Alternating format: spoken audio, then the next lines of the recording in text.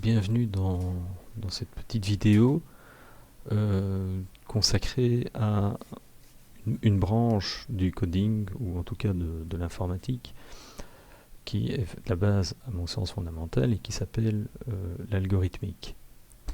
Donc l'algorithmique, quelque part, c'est un processus, si vous voulez, c'est une manière de penser systématique qui permet de résoudre des problèmes logiques. Et donc l'algorithmique est la base de la programmation. Et là, en soi, un côté très intéressant, c'est que c'est un processus logique, presque déductif, qui consiste à déterminer les étapes logiques qui permettront, les étapes systématiques, pardon, qui permettront de résoudre un problème logique. Et elle est indépendante des langages de programmation, parce que le langage de programmation ne fera que traduire finalement cette pensée, cette algorithmique. Alors dans l'algorithmique, on va étudier différentes structures. Alors la première structure qui vient toujours à l'esprit, ce sont ce qu'on appelle les instructions séquentielles. Alors une instruction séquentielle, qu'est-ce que c'est ? C'est simplement un ordre donné à un ordinateur. Alors on a différents types d'ordres, hein. On a des ordres qui permettent par exemple d'afficher un texte à l'écran, de récupérer une valeur, hein, entrer une valeur, c'est un ordre, et on va stocker cette valeur dans une espèce de boîte qu'on appelle variable. Donc ça c'est une notion très importante, la notion de variable qui contient, à laquelle on peut assigner des valeurs, et soit des valeurs constantes, hein, entrées par l'utilisateur, ou le résultat d'un calcul mathématique. On peut également effectuer donc, des opérations, la variable peut contenir une valeur, une opération mathématique, ou en tout cas le résultat d'une opération mathématique, et il est aussi possible de comparer la valeur d'une variable. Je ne vais pas rentrer trop dans ces détails, mais affecter une valeur à une variable ou le résultat d'une opération est aussi considéré comme une instruction séquentielle, et ces instructions séquentielles sont modélisées par le schéma suivant.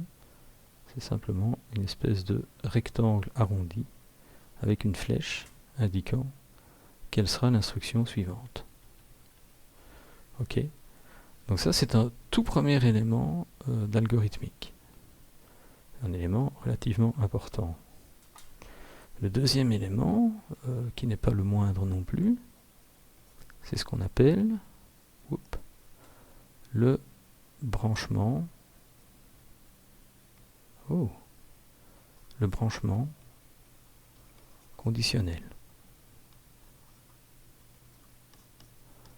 Alors ça, c'est une forme d'instruction particulière, conditionnelle, qui permet de prendre un chemin suivant une condition, l'évaluation d'une variable, par exemple d'une valeur contenue dans une variable, et qui permettra de faire un choix.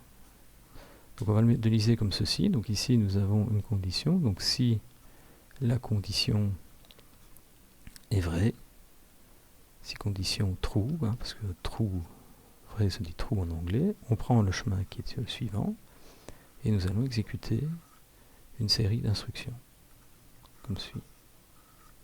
Si le chemin est faux, c'est-à-dire qu'on est dans le false, parce que faux se dit false en anglais, eh bien nous allons par exemple exécuter ce chemin d'instruction. Donc ça permet littéralement de décomposer le chemin d'instruction à exécuter en deux chemins différents, qui sont évidemment non concurrents. On ne peut pas exécuter les deux chemins en même temps, hein, c'est soit l'un, soit l'autre. C'est assez binaire comme approche.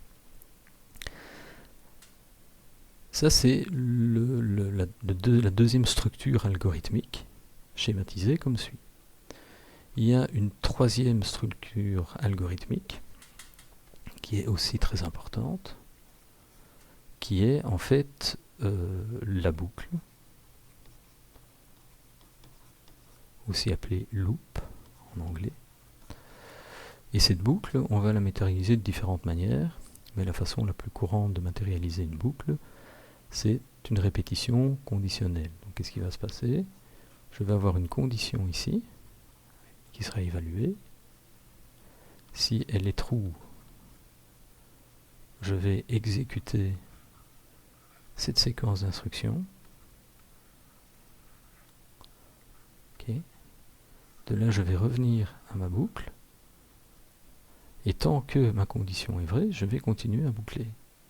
Si ma condition est fausse, ma boucle se termine, et là je sors, et je continue mon programme, jusqu'éventuellement la fin, que l'on matérialise en général par ce petit symbole. Donc avec ces trois éléments d'algorithmique, il est possible de schématiser un raisonnement qui permet de résoudre un problème. Alors, on va mettre ça en pratique tout de suite, puisque je vais aborder un problème, somme toute, relativement simple, un petit problème mathématique. Alors vous allez me dire, oui, mais pourquoi s'amuser à résoudre des petits problèmes mathématiques? C'est pas fondamentalement très intéressant, hein, en particulier si on a envie de programmer des jeux ou de faire des choses un peu plus folichonnes que résoudre, que de revenir un petit peu dans des cours d'arithmétique ou de mathématiques. C'est vrai, mais je dirais simplement, avant d'apprendre à courir, il faut apprendre à marcher. Et comme les mathématiques sont très logiques, et que l'algorithmique est une approche finalement logique pour résoudre des problèmes de manière systématique, ce type d'approche fonctionne parfaitement, ou en tout cas permet d'utiliser à bon escient les notions exprimées ici. Alors, l'énoncé du problème, il est très simple. Nous allons simplement écrire un algorithme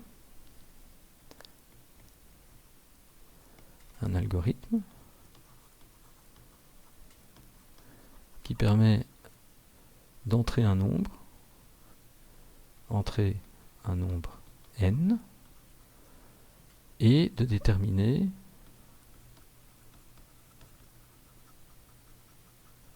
si n est premier.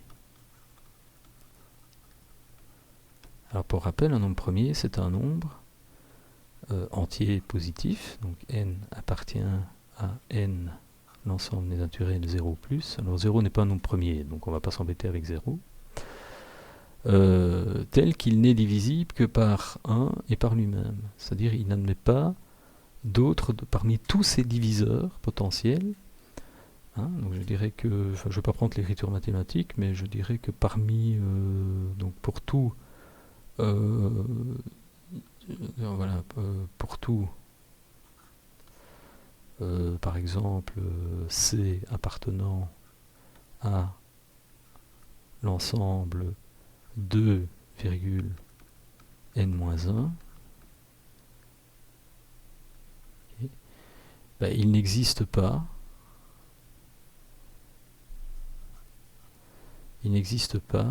C tel que C modulo, tel que n modulo C est égal à 0. C'est-à-dire, parmi tous ces nombres, si je prends tous les nombres de 2 à n-1, eh bien, aucun ne pourra diviser mon nombre n. Il ne sera donc divisible que par 1 et par lui-même. Donc ça, c'est mon critère de primalité.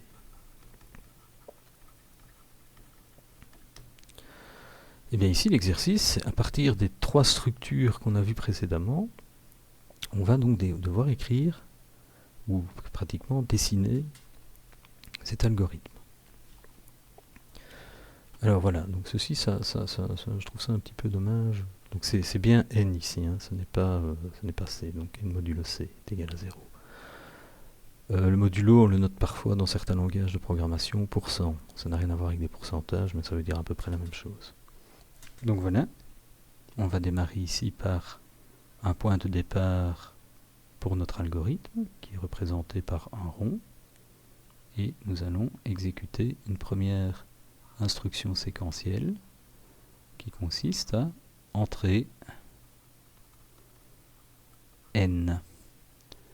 Ensuite, nous allons faire une boucle, comme nous l'avons vu, donc c'était la troisième structure, qui va aller de i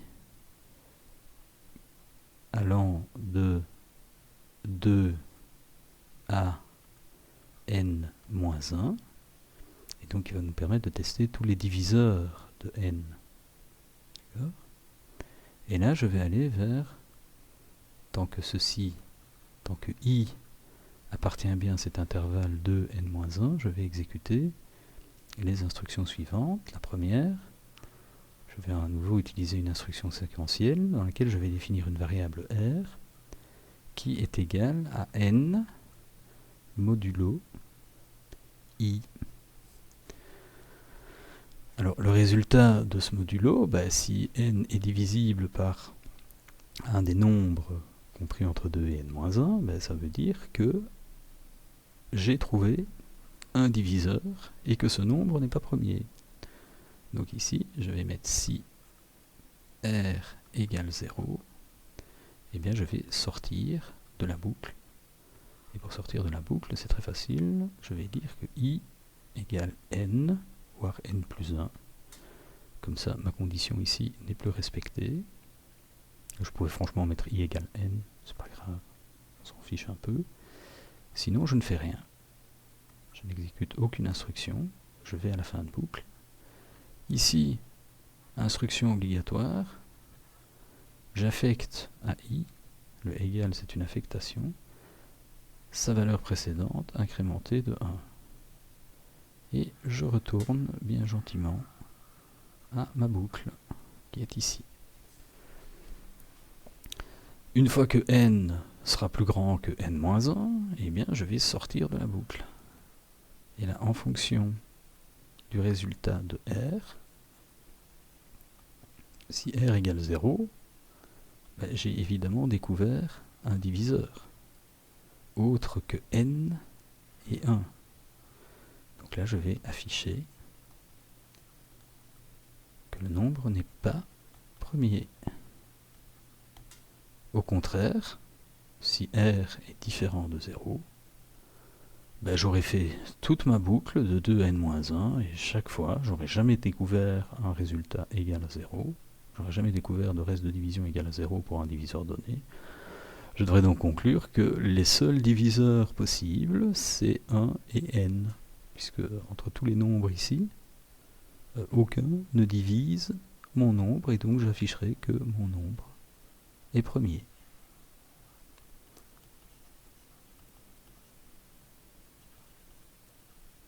Voilà.